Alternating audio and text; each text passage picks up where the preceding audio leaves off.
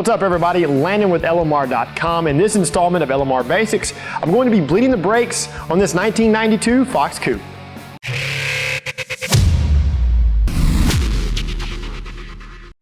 Bleeding the brakes is oftentimes way overlooked, and for some, it's kind of intimidating. A couple of telltale signs is a soft or squishy brake pedal, high mileage cars that need fresh fluid, track cars that have been driven to their wits' end, or anytime the system is open, such as a caliper change or master cylinder change. Before bleeding your brakes, you will need a jack and jack stands, socket set, a line wrench set, clear hose that fits over the brake bleeders on the caliper, brake clean, rags, and a drain bucket.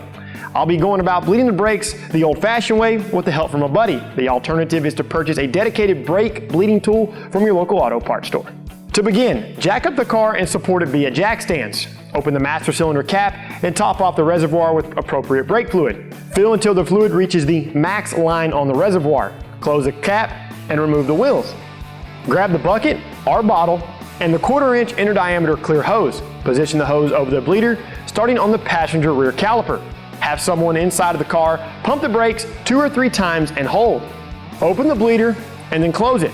Repeat this until all the fluid starts to flow consistently. Move to the driver's side rear and repeat the steps.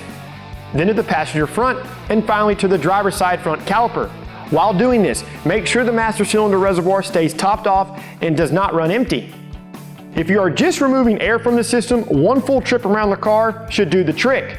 If you're flushing the system, you will need to bleed each caliper more than once until you see fresh fluid in the clear tube. Once complete, the brake pedal should be very firm. Double check your work, reinstall the wheels, and torque to spec. Get the car on the ground and go for a test drive. That completes a successful brake bleeding job. As far as the time frame on this one, fellas, it really depends on the amount of bleeding that needs to be done. Normally, a brake fluid flush takes me right at 45 minutes from car up to car down. Be sure and check your owner's manual for the appropriate brake fluid, but I can probably guarantee that it's going to be .3 fluid. Until next time, guys, subscribe to our channel if you haven't already done so, and be sure to check out our wide selection of brake parts and accessories and pick up some fresh brake fluid for your '79 to present Mustang at LMR.com.